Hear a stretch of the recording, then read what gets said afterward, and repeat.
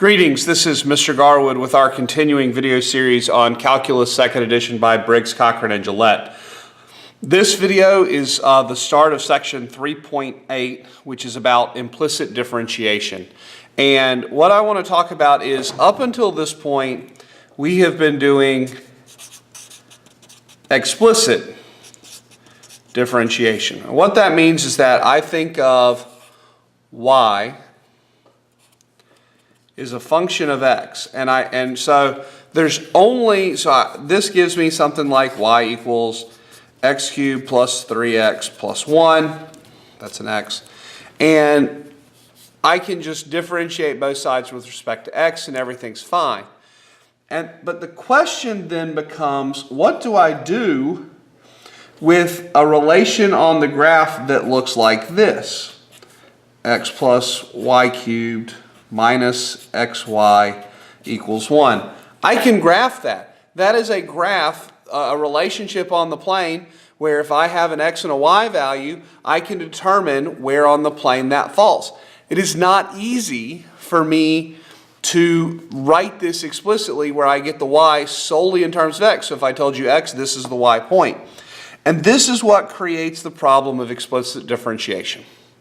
What we're going to do is we're actually going to apply the chain rule in a unique way so that we can come up with the derivative of any relationship on the plane at any given point. So what I want to start with here, I'm looking at figure 3.50, which is found on page 172 of your text. And if you notice, I have a unit circle. So we're going back to your favorite subject in pre-calculus. And what we're going to talk about is, what is the slope of the tangent line on the unit circle?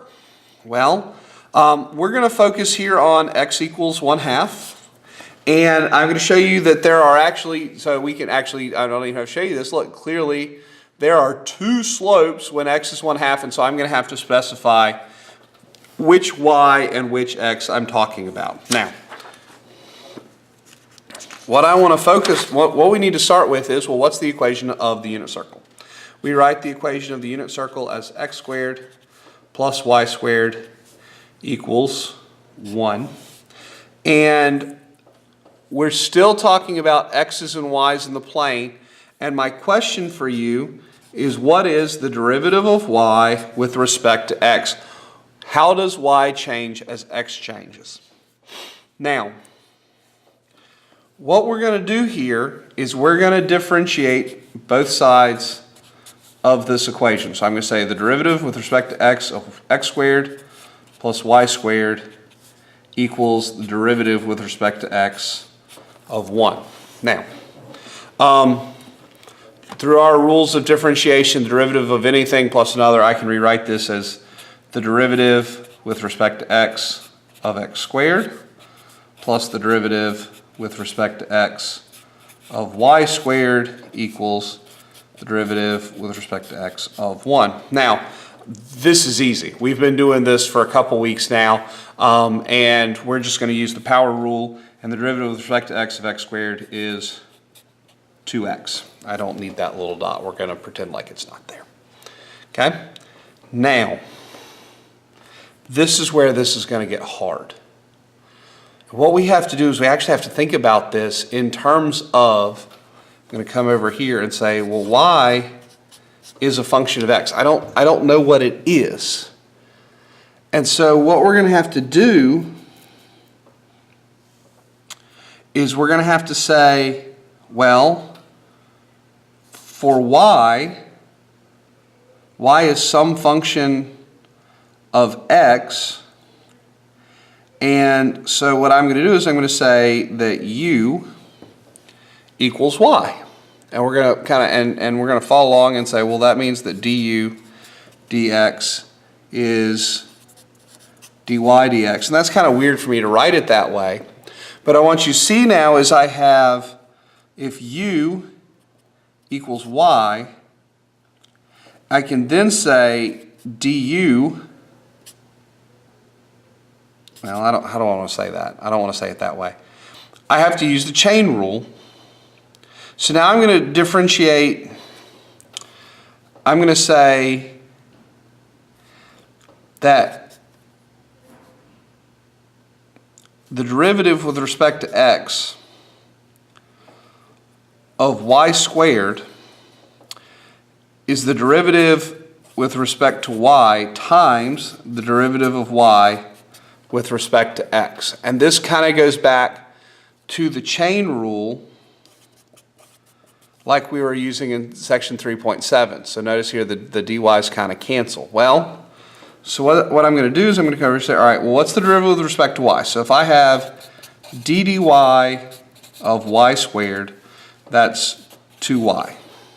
And we just said that dy dx is just dy dx. So I've got that d dx y squared equals d dy times dy dx. And well, so that's 2y times dy dx. And that equals the derivative with respect to x of any constant is 0.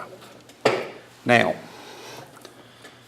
I've now taken the derivative, but for me to find the slope, my whole point up here was say dy dx equals some number. Well, I need to know what, or some function, I need to know what that is. So, if I subtract 2x from both sides, I've got 2y times dy dx equals negative 2x.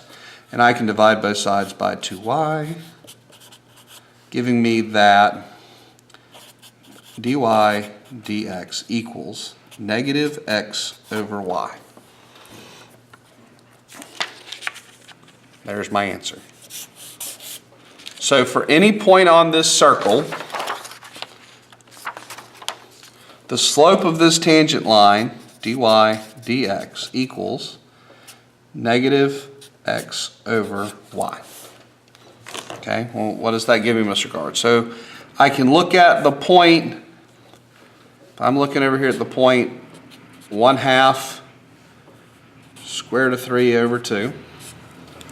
Well, so that's this point right here. Well then, dy dx at that point, so, and we write that as x equals 1/2, y equals square root of 3 over 2. I can just say, well, hey, that's negative 1/2, so that's negative x over y, square root of 3 over 2. Now I'm going to multiply by 1 in a creative way, so I'm going to go 2 over 2 because those cancel, and I'm left with negative 1 over John square root of 3. Nawara, if you're in the building, please come to the front office. John Nawara, please come to the front office. Thank you. My apologies, the Joys are trying to record videos while I am at school. And we're all said and done here. Slope is negative 1 over the square root of 3, which is what the paper shows. And that's implicit differentiation. I'm going to do another video working another example of two of this. And I hope you have found this video useful, and good luck as our semester continues.